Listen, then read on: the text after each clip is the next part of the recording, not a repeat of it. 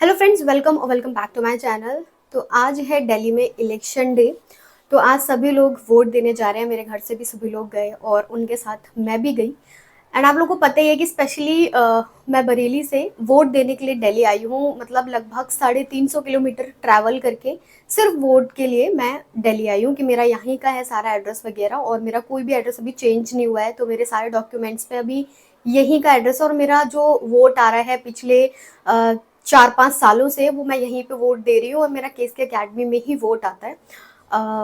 Booth जो है वो मेरा केस के अकेडमी में आता है हर बार। वैसे तो कोई भी वीडियो मैं शूट नहीं करने वाली थी, बट इस टॉपिक पर आप लोगों के साथ बात करना बहुत ज़्यादा ज़रूरी है, क्योंकि एज अ सोशल क्रिएटर मुझे आप लोगों को ये बताना बहुत ज़्यादा ज़रूरी है कि मेरे साथ क्या हुआ। मैंने भी ध्रुव राठी की वो वीडियो देखी थी जिसमें उन्होंने इलेक्शन के बारे में सारा कुछ डिफाइन किया था।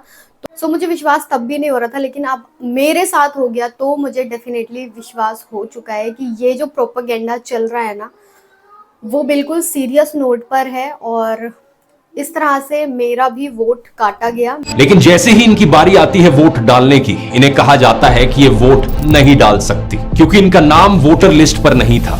पता करने भी नहीं आए कि मैं इस एड्रेस पे हूँ या नहीं हूँ। मेरे सारे ही डॉक्यूमेंट्स में दिल्ली का ही एड्रेस है। अभी तक मैंने कुछ भी चेंज नहीं कराया। और जब हम वोट देने गए तो वहाँ पर कुछ भी पता नहीं चला। कोई कह रहा है इलेक्शन के अंदर आता है, इस कमीशन के अंदर आता है, उस कमीशन के अंदर आता है, और सेम डे में आप कुछ भी कर भी नहीं सकते हैं। मैंने अपनी जो इलेक्शन की पूरी लिस्ट आती है वो मैंने जनवरी में चेक करी थी, तब वो लिस्ट में मेरा नाम था। ये तकरीबन 10 से 15 दिनों का ही काम है कि मेरा मेरा नाम लिस्ट से काट दिया गया। और आई डोंट नो कि किस वजह से काटा, कोई भी रीजन स्पेसिफाइड नहीं है। सिमन थिरी धुरु का केस अकेला नहीं है। पूरे देश में लाखों लोगों के नाम इसी तरीके से वोटर लिस्ट से काटे गए हैं और काटे जा रहे हैं।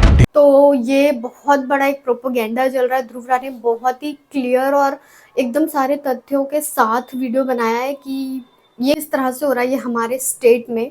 बट मुझे पर्सनल लेवल पे बहुत ज़्यादा समझ नहीं आ रहा है कि अब मैं क्या करूं एज अ कॉमन पर्सन, कि हम जिसको वोट देना चाहते थे उनको वोट नहीं दे पाए। और इसी तरह से यही प्रोपोगेंडा चल रहा है। इसी तरह से जो दूसरी पार्टी है वो जीत जाती है। हम अपने मन चाहे कार्यकर्ता और उस पार्टी को नहीं जिता पाते जिसको हम एज अ लीडर देखना चाहते हैं। ये वोटर लिस्ट की हेराफेरी एक सिस्टमैटिक तरीके से हो रही है। इस चीज के अब हमारे पास कई सारे सबूत मौजूद हैं कि इस हेराफेरी की वजह से इलेक्शन रिजल्ट्स में भी फर्क पड़ा है। हर बार इस फिंगर पर एक ब्लैक निशान होता था, वो इस बार नहीं है। बाकी घर वालों के हाथ पर है, बट मेरा ही वोट काट दिया गया। तो एकदम क्लियरली ये राइट टू वोट आपसे छीना गया है। डेमोक्रेसी पूरी खत्म की जा रही है हमारे देश में। और ये बहुत बड़ी चीज़ है। हम लोगों को मिलकर इस चीज़ के लिए आवाज़ उठानी चाहिए कि ये क्यों हो रहा है और किस पर्पस से हो रहा है, रीज़न क्या है इसके पीछे। हमारे हिसाब से तो आप मर चुकी हैं। ना तो मेरी डेथ हुई है, मैं मरी नहीं हूँ अभी तक। मैं सेम एड्रेस पे रहती हूँ, मेरा एड्रेस चेंज नहीं हुआ है। मेरे थर्ड रीज़न हो सकता है मेरे डॉक्यूमेंट्स में कोई भी गलती नहीं है, सब कुछ एकदम स्पेसिफाइड है, सारे डॉक्यूमेंट्स मेरे बिल्कुल क्लियर हैं। तो क्या रीज़न है, क्यों काटे गए, और मेरे बूथ से इतने सारे लोगों के नाम काटे गए हैं।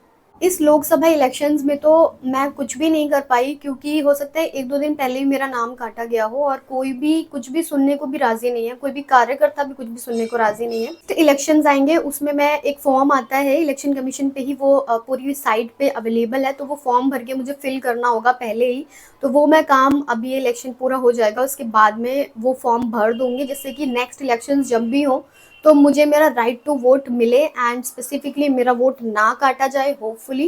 एंड अगर आप लोगों के साथ भी ऐसा हुआ है तो मुझे कमेंट्स में ज़रूर बताइएगा।